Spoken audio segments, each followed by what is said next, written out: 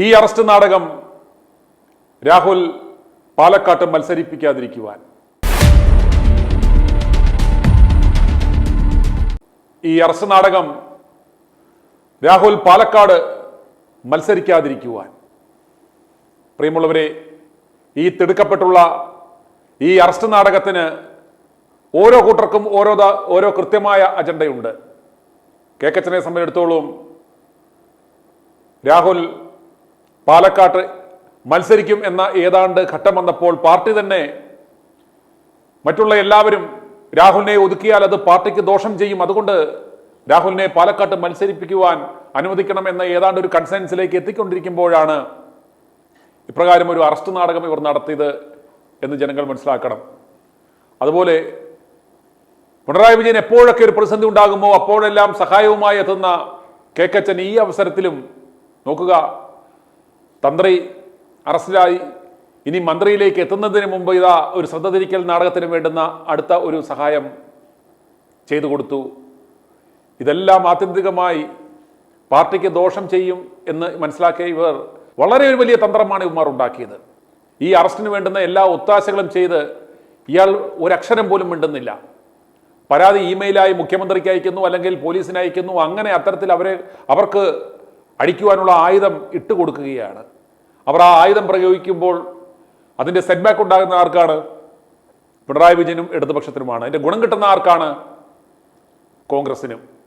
അന്നേരം ഒരു പടിക്ക് രണ്ട് പക്ഷി എന്ന് പറയുന്നത് പോലെ ഇടതുപക്ഷത്തെ തകർക്കുകയും ചെയ്യാം, അതുപോലെ രാഹുലിനെ ഇല്ലാതാക്കുകയും ചെയ്യാം.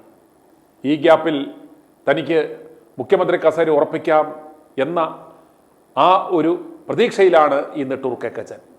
ഈ ഉടായിപ്പെല്ലാം ഉണ്ടാക്കി ആ സന്തോഷഭാവത്തോടെ ഏതാണ്ട് അറസ്റ്റ് നടന്നു എന്ന് കഴിഞ്ഞപ്പോൾ ഇവൻ ആ ഒരു ചിരിയുമായി വന്നത് ആരും മറന്നിരിക്കുവാൻ ഇടയില്ല. ഇന്ന് വീണ്ടും ഇവന്റെ ചെരുപ്പ് നക്കിയായ കിങ്ങിണി വീണ്ടും ഉദയനൻ ചാടാത്ത മതിലുകളില്ല എന്നും പറഞ്ഞ് കിങ്ങിണിക്കുട്ടൻ വന്നിട്ടുണ്ട്. ഈ കിങ്ങിണി ഓർക്കേണ്ടത് എത്രയെത്ര ഉദയനന്മാർ ആ മതിൽ ചാടിയിട്ടുണ്ടെന്ന് നിങ്ങൾ ഓർക്കണം. പക്ഷേ ഒരൊറ്റ കംപ്ലൈന്റും വന്നില്ല, കാരണം പരാതിക്കാരിയില്ലായിരുന്നു. ഉദയനന്മാർ മതിൽ ചാടി വന്നപ്പോഴൊന്നും ഒരു എതിർസ്വരമോ പ്രതിഷേധമോ ഒന്നും ഇല്ലായിരുന്നു. ഉദയനന്മാർക്ക് വെൽക്കം എന്ന ബോർഡ് വെച്ചിരുന്നത് കൊണ്ട് ഒന്നും അവിടെ സംഭവിച്ചില്ല, പരാതിക്കാരില്ല. അതുകൊണ്ട് കിങ്ങിണി വീണ്ടും നാണം കെടാനുള്ള ഒരു അവസ്ഥ ഉണ്ടാവും. രാഹുലിനൊന്നും സംഭവിക്കത്തില്ല. ഈ നാടകമെല്ലാം ഇതെല്ലാം ജനങ്ങൾ പ്രതീക്ഷിച്ചിരുന്നതാണ്. ഇനി ഒരു പോക്സോ കേസിന്റെ കുറവുകൂടെ ഉള്ളൂ, അതുകൂടെ കൊണ്ടുവരട്ടെ. ഇപ്രകാരമെല്ലാം സംഭവിച്ചാലും കോടതിയിൽ ആത്യന്തികമായ വിജയം രാഹുലിനുണ്ടാകുമെന്ന കാര്യത്തിൽ യാതൊരു സംശയവുമില്ല. ഇനി കിങ്ങിണിക്കുട്ടന്റെ ആ വായ്ത്താരി കേൾക്കാം, മടങ്ങി വരാം.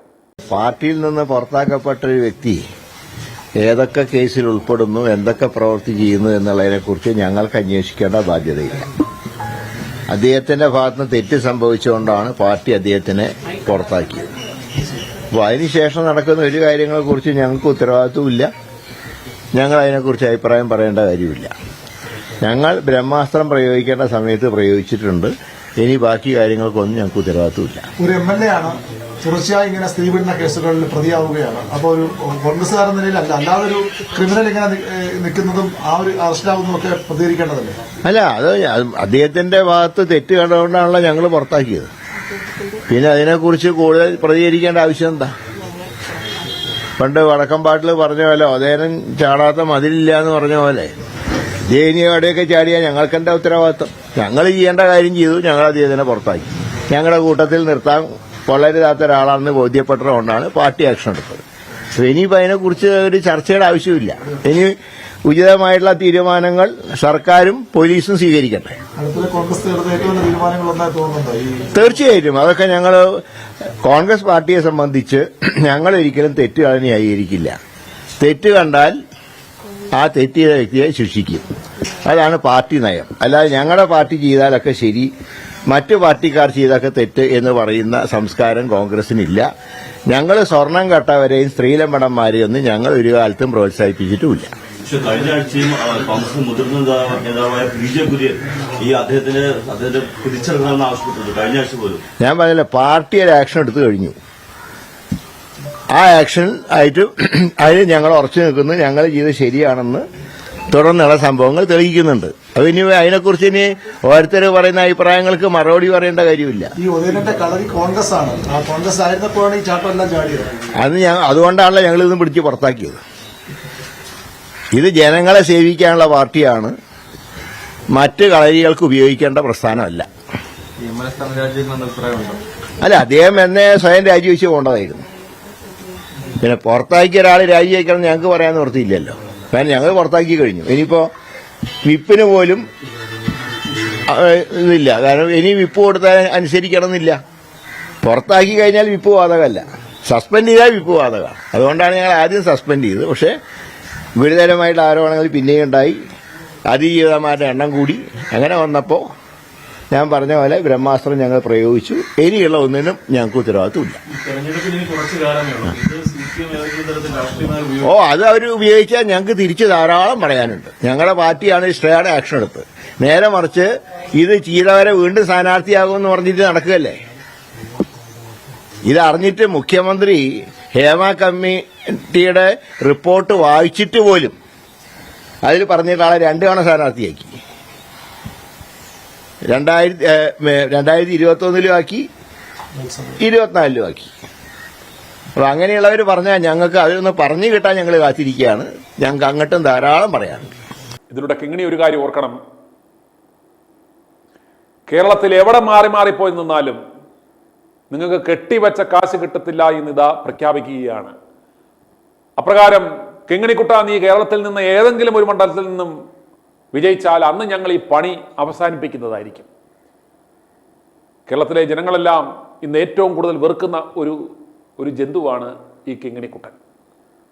ഓർക്കുക, ഇയാൾ KPCC പ്രസിഡന്റായിരുന്നപ്പോൾ ഈ കേക്കച്ചൻ എന്ന് പറയുന്നവനെ അടുത്തൂടെ പോലും അടുപ്പിക്കാതെ ഇവന്റെ ഒരു ദാസിന്റെ പോലും വിലയില്ലാതെ നടന്നവനാണ്.